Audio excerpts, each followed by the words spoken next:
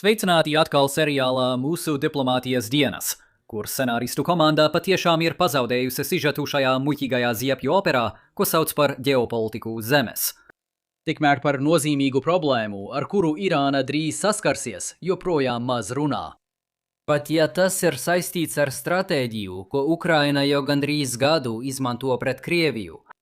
Patča tas palīdz izskaidrot, kāpēc Amerikas Savienotās valstis nav atsākušas tiešas militāras darbības pret Irānu, un pat ja tam būs ilgstoša ietekme uz pasaules naftas tirgiem.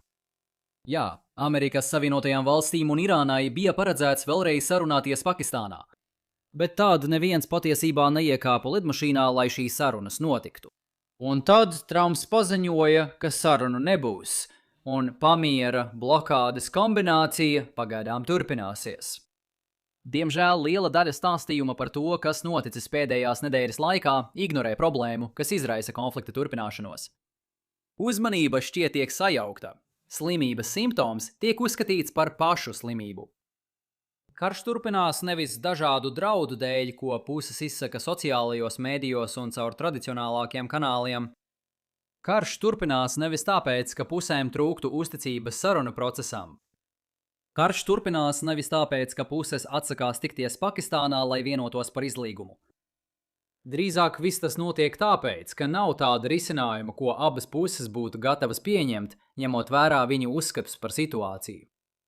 Un tiklīdz mēs pārstāsim tērēt laiku, sekojot katrai mutiskai draudu izpausmei, un sāksim pieņemt, ka arī nesarunāšanās pati par sevi ir sava veida sarunu forma, mēs varētu tad saprast, kas īsti notiek vismaz vienā stūrī no haosa pasaules, kurā mēs šobrīd dzīvojam.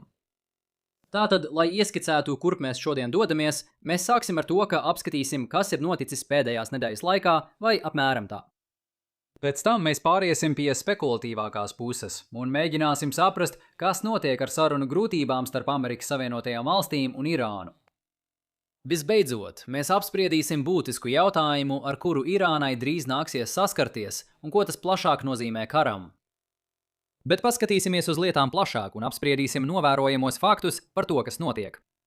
Karš nav beidzies, un es to nedomāju tikai tehniskā nozīmē, kur pamieris nav formāls konflikta noslēgums.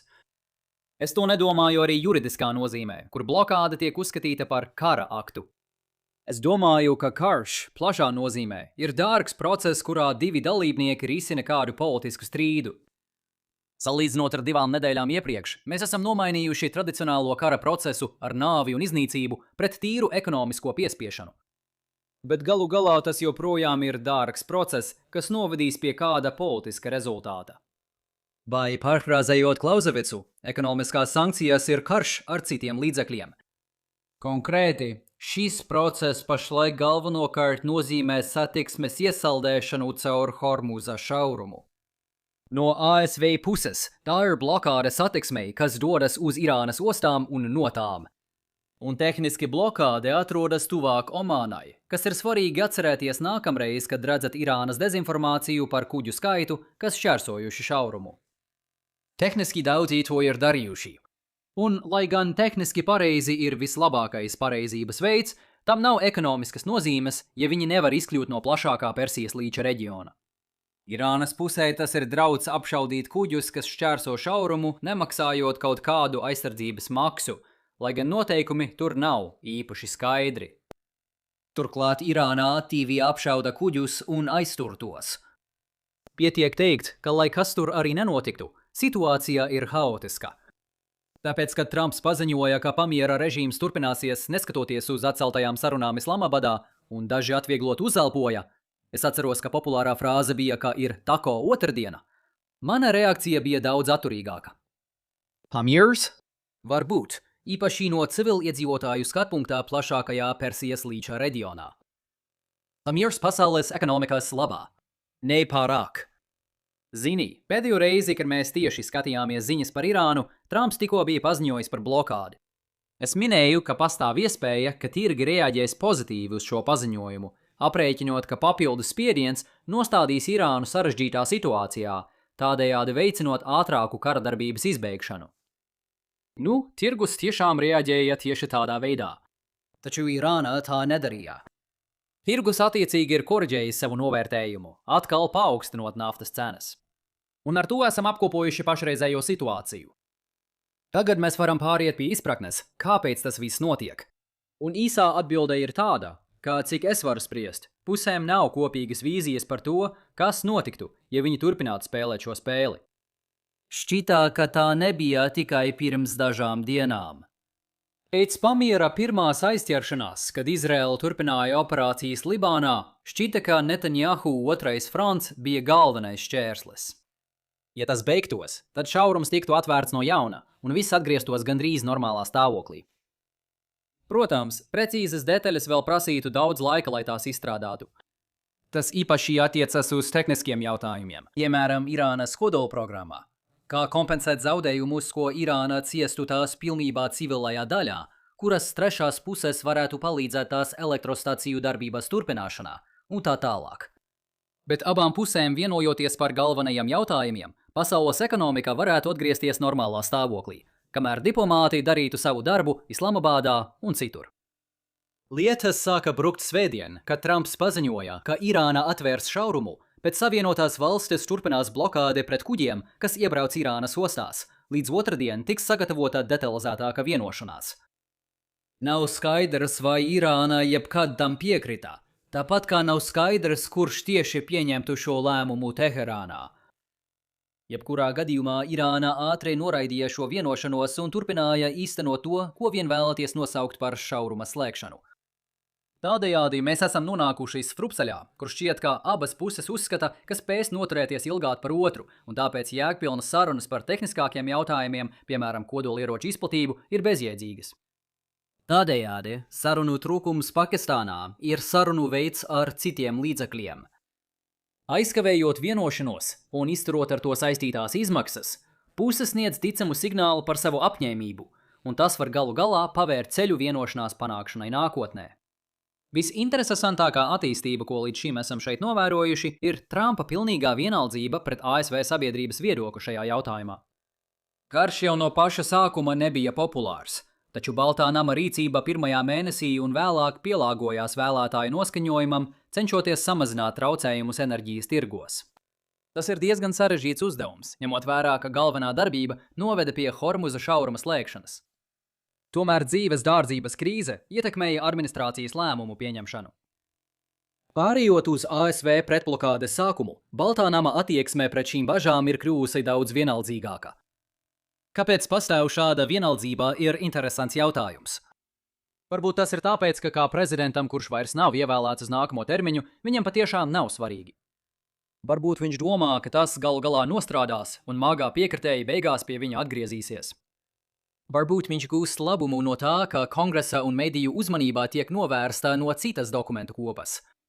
Vai varbūt viņš vienkārši izrāda spēku, kāda viņam patiesībā nav. Jebkurā gadījumā Trumpa jaunā nostāja ir devusi Savienotajām valstīm jaunu ekonomisko sviru pret Irānu. Tomēr iespēja, ka viņš vienkārši tēlo, arī rada jautājums Teherānā par to, vai šis plāns ir ilgtspējīgs, vai arī tas ir mazāk kā Taco situācija un vairāk kā Tečo situācija. Trumps galu galā nobīstās. Atkal vienīgais veids, kā noskaidrot patiesību, ir piespiest Trumpu sekt izmaksas, kas saistītas ar ekonomiskā konflikta turpināšanu. Irānas problēma ir tāda, ka patiesības noskaidrošana valstī tikmēr arī ir dārga. Un tas mūs noved pie šodienas pēdējā punkta par to, kāda veida izmaksas Irānai būs jāsadz, lai uzzinātu šo trūkstošo informāciju.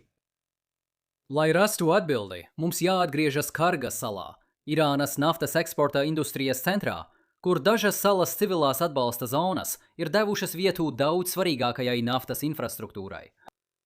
Un šoreiz mēs pat nerunājam par militārajām iespējām, kas Amerikas Savienotajām valstīm tur ir pieejamas. Parastos apstākļos Irāna sūknē naftu uz Kargas salu, kur ūdeņi ir pietiekami dziļi, lai milzīgi tankuģi varētu uzpildīties un doties tālāk.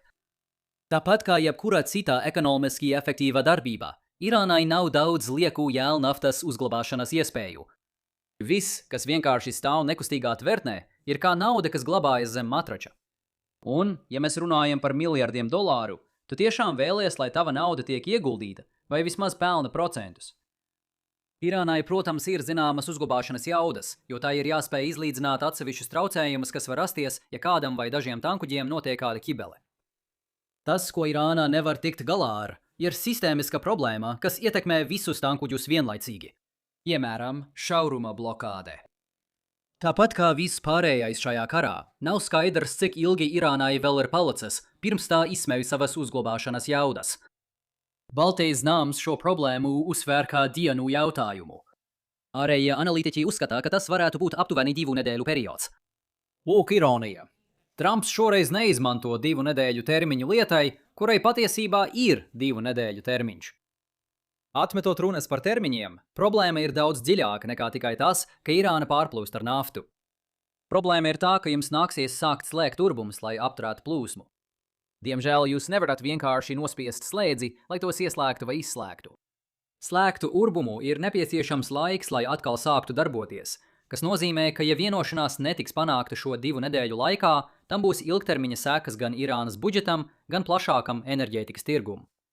Jūs varat atcerēties, ka tas bija līdzīgi Ukrainas plānam attiecībā uz Krievijas naftas bloķēšanu apmēram pirms 8 mēnešiem. Slēgt Krievijas naftas pārstrādes rūpnīcās un izmantot dabisko ēnu flotes tankuģu trūkumu, lai atstātu Krievijas urbumus bez iespējas izvest naftu. Tagad mēs novērojam stratēģiju, kas vērsta tikai uz nozares eksporta pusi.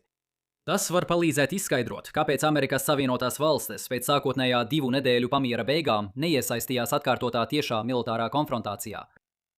Jaunākie ziņojumi joprojām liecina, ka ASV krājumi ir izsmelti. Pusē no Patriot un tāda raķetēm ir izlietotas, kā arī 30% no Tomahawk raķetēm. Tāpēc, kāpēc sūtīt vēl vienu Tomahawk raķeti uz mērķi netālu no Teherānas, ja tā vietā var viņus izsūkt līdz pēdējam? Vai vismaz tā ir iespēja, ko Baltā nama pašlaik vēlas izmēģināt? Savukārt nākamā reize, kad mēs iespējams iegūsim nozīmīgu jaunu informāciju, būs nedaudz pēc šī 2 nedēļu atzīmes, kad Irānai būs jāizdomā, kā uzņemties būtiski jaunus izdevumus. Es zinu, ka rindas izklāja lapās varbūt nav tik aizraujošas kā līnijas kartēs, bet tieši turp virzās karš. Un tas iespējams nebūs arī beigu punkts. Ja Irāna nespēs ilgstoši noturēties, tad Trumpa administrācija nonāks jaunā krustcelēs, lemjot, vai atkal iesaistīties tiešās militārās darbībās. Un esi gatavs vēl lielākam satricinājumam, kas radīsies, kad viņš publicēs ierakstu True Social, jautājot, kur ir Eiropas atbalsts. Tātad, kādi ir mūsu galvenie secinājumi šodienai? Šīs karš joprojām turpinās, pat ja puses vairs necīnās ar bumbām. Ir skaidra atšķirība viedokļos par to, kurš var izturēt ilgāk, kas palīdz izskaidrot, kāpēc karš turpinās ar citiem līdzekļiem. Un nākamais, kam mums jāsako līdzi, ir tas, kā Irāna rīkosies, kad tās naftas tvertnes sāks pārpildīties. Runājot par pārpildīšanos, mans atskaņošanas saraksts ar lielajiem jautājumiem arī tuvojas tam. Katrs 58 minūtes garš pilnībā veltīts skatītāja ieteiktai tēmai. Apskati to! Un ja tev patika šodienas video, lūdzu nospied patīk, dalies un abonē, un tiekamies nākamreiz. Rūpējies par sevi!